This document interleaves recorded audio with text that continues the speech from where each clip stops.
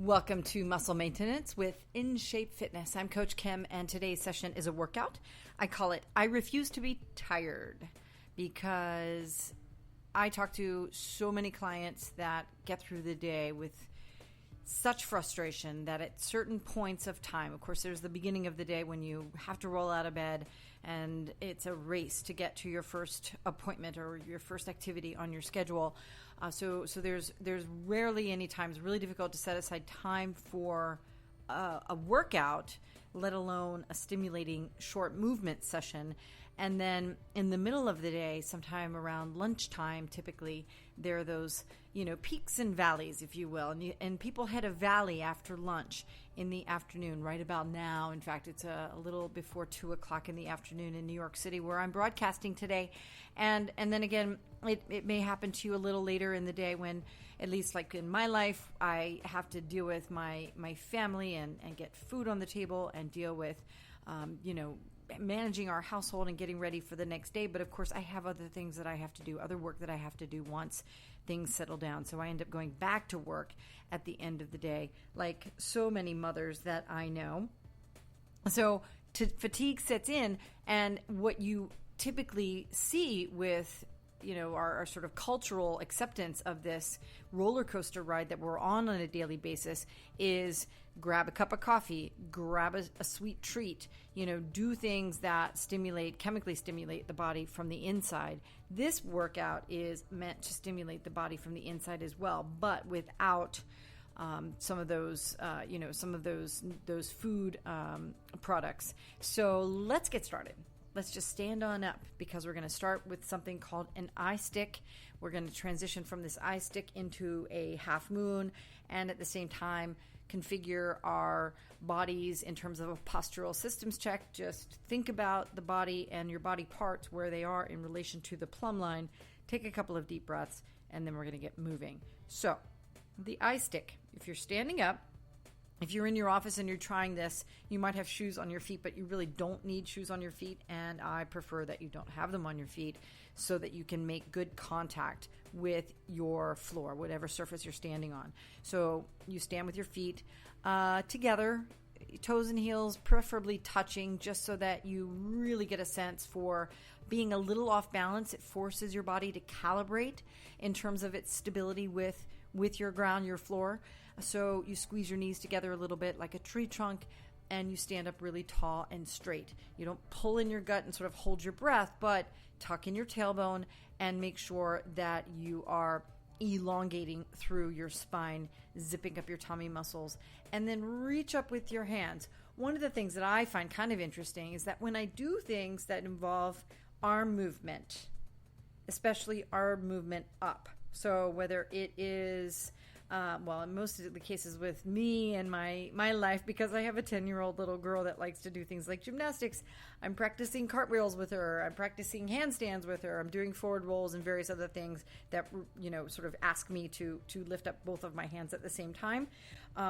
It's hard to hold your arms above your head. Just hold them above your head, and if you can, press your palms together. This is the I-stick. Now, from here, you're going to take 3 really deep breaths.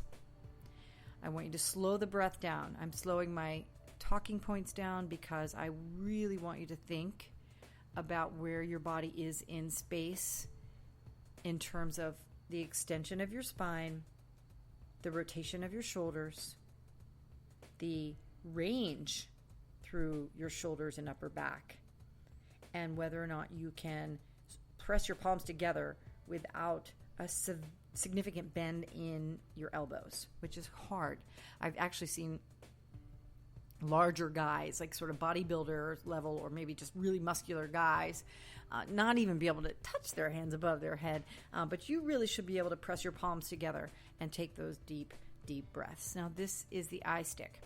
Transitioning a little bit to the half moon is where you very gently and very slowly let your body just drop down to the left.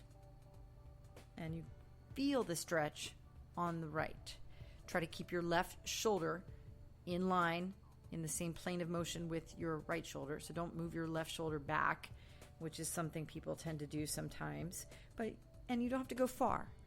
You should just feel the stretch down the left side of the body. If you go far and then you start to feel some pain, that is too much. So range of motion activities, building up range of motion. So I will hasten the use of the word yoga, but I mean it with a small y. So I mean flexibility.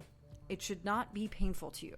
So if it is, and you go to a yoga studio and you find yourself trying to get into whatever position that the teacher is in, and you're having you sense pain, you have pushed yourself too far. Now, straighten your spine back up and drop your body to the right, and keep breathing. You want to inhale through your nose and exhale through your mouth. Now, if your arms aren't heavy right now, I would be very, very surprised. You might have even dropped them in the middle and then lifted them back up again. I did, because your arms weigh, on average, 7 to 8, maybe 9 pounds. If you're bulkier, they're going to obviously weigh more. You feel that in your core. Okay, so you're don't feel badly if you've had to kind of recalibrate, start over again. But the half moon on both sides, if you hold for about 20 seconds, take those deep breaths, and as you're doing all of that, think about that anatomically correct posture that you really want to practice. And practice and practice. It's repetitive and sort of silly, but over time, you will find that your shoulders are back more, that your back then hurts less, that you are breathing more efficiently, and that you can do more and more with your activities. Now, I want to try a different exercise that requires your arms over your head, but only for a part of the time. It's called the windmill. I want you to take big, wide, like double shoulder width wide step out with one leg, so that your feet are facing a little bit out if you want them to, or they can be pretty straight, but just not all the way out so that you're off balance. And then clasp your hands above your head. And it can be clasped in between your fingers, or clasped, like you're just sort of clapping your hands together and making like a handshake between your two hands. And then the windmill is where your arms become the rotational portion, the revolution portion of the windmill, the move. So you're going to drop down to the right with your arms until you point towards the floor, and then continue up the other side for the complete rotation, the complete revolution. And again, same thing. Now, in terms of your back, so as you lower your body, you're curving downward. Be very careful. You want to move slowly here, and you want to keep your control on your tummy muscles. Keep your belly button pulled in towards your spine so that you maintain that complete control. But you might feel a little bit of off balance, a little, again, kind of decalibrated. You have to restabilize with each revolution, and that is by design. So the windmill is meant to discombobulate your vestibular system a little bit. That forcing of the recalibration is really good for you. Now, as the ambulance drives by my Harlem apartment, why don't you reverse directions, go in the other way, in the other direction. So you're dropping down to the left and then lifting up to the right. I normally shut my windows when I broadcast my podcast. I have decent sound sort of barriers in my apartment, but it is insufferably hot today, like August, even though it's the first day of fall, in fact. So I have kept the windows open today, so I apologize for the disruptive ambulance blasting by my apartment here, but it is the way we live in New York City. All right, now straighten your body back up again. Let those arms drop again, because now we're going to keep you in the double shoulder width foot position, and we're going to interact with gravity a little bit. So with the arms above your head, right? One of the reasons why you're tired is because you're not moving. Now, there's a difference between exhaustion, like physical exhaustion, real exhaustion in terms of overtaxing your body. And then it's the sedentary life exhaustion, which we get because we don't move enough, because we're not stimulating the all the capillary structure and nerve endings that reside in the extremities of our body and that keep blood flowing and other fluids flowing in our body that help us keep our energy source even.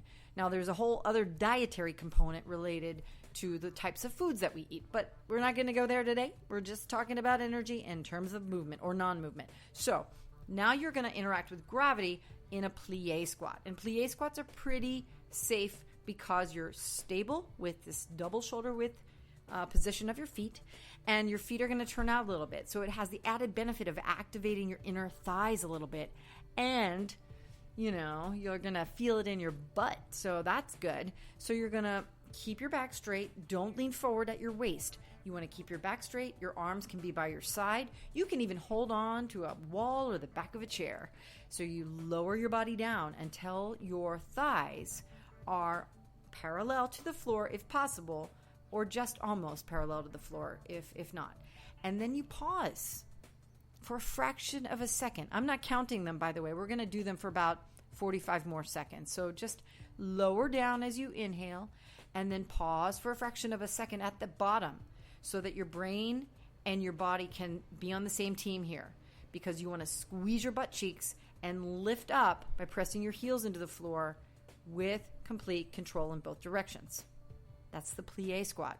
Now, if you want to, there's a ballerina move called a port de bras, where you bring your arms forward, curling your upper back and the cervical part of your back and thoracic part of your back, and then extend your arms back and squeeze your shoulder blades. So you bring your arms forward and then bring your arms back as you're lowering and lifting. Last 5 seconds now. Do one more at least. 3 and 2 and 1. Now you can bring your feet together and just shake it out, however it feels good to shake out the butt and your arms. Okay, so let's just review what we've done so far. All we've done so far in the 12 minutes that we've met, and we've got about 5 more minutes to go. I don't want to make this very long. I always try to get these little sessions done in about 20 minutes or less. And I know I talk a lot during them, so some of it is sort of dead time in terms of the movement part. But all we've done today is the I-stick, the windmill, and plie squats. Now we're going to do some marching and skipping and lunging, and then we're going to finish in a plank. All right, so let's just march. Now, marching is not a difficult challenge for a lot of people. When you march and you lift up, you first keep your back straight. Again, postural systems check at the top of every couple of minutes during a workout is really, really important. So you straighten your back, push your shoulders back, make sure your ears and shoulders line up. And then as you're lifting up your knees, with each step, you make sure that the lifted knee pauses and then lowers back down, switches direction at around the hip level. So you want a real knee lift in order to activate your butt.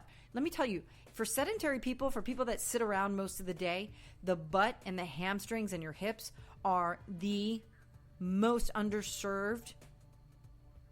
I'm used to using that term in terms of like community service and politics. Most underserved muscles in our body. So your butt, your hamstrings, and your hips. So lift up those knees really high. All right. Now, but if you're really strong and you want to do something a little more active, you can do a high knee jog. All right. Another 20 seconds. Go ahead and keep going. And if you are, again, looking for another element to add on, you can push your arms up in a shoulder press, pushing up and pulling down.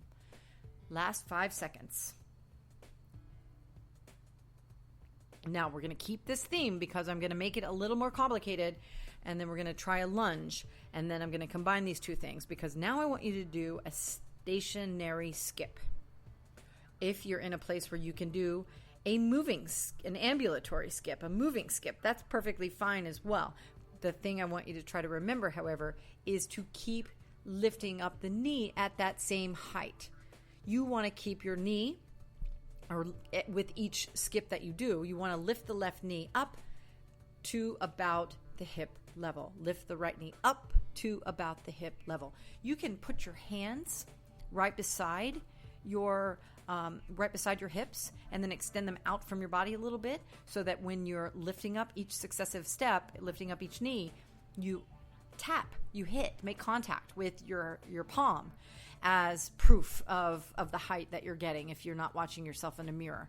So keep going, another couple of seconds, and then we're going to do some reverse lunges. And I love reverse lunges because it allows the the stabilizing leg hip flexor to really drive the movement. All right, so when you're finished, go ahead and finish up now and take a deep breath. And we're going to do these reverse lunges. And then we're going to do a skip lunge. That's pretty hard because if you do it correctly, you're going to put your hands on the floor, and it's a really high caliber exercise that will definitely boost your energy level. And again, remember, we're calling this I refuse to be tired. I face this every day. I do handstands and lunges and planks. I mean, anything goes in terms of me just being able to get to like midnight when I go to bed every night so that I can get everything done that I need to get done. And I know that you're this way as well because it seems as though pretty much all of us are. So with the reverse lunge, you stand up really tall. Again, hold on to the back of a chair if you need it. Hold on to a wall, whatever. Or extend your arms out to the sides, or your arms can be on your hips. Your back is straight, postural system's checked, push your shoulders back, and then with your right leg remaining stable. If you're right-handed, you stay stable with the right leg. Your left leg extends back from your body. Take a big step back with the left foot, and then bend both knees, lowering the body straight down without bending forward. And if you take too big of a step back, it's okay. Just move gently and move slowly. Again, we are not specifying repetition numbers in this session because it doesn't really matter. What matters is that you're interacting with gravity, you are utilizing multiple muscle groups, and orienting your movement is in multiple planes of motion.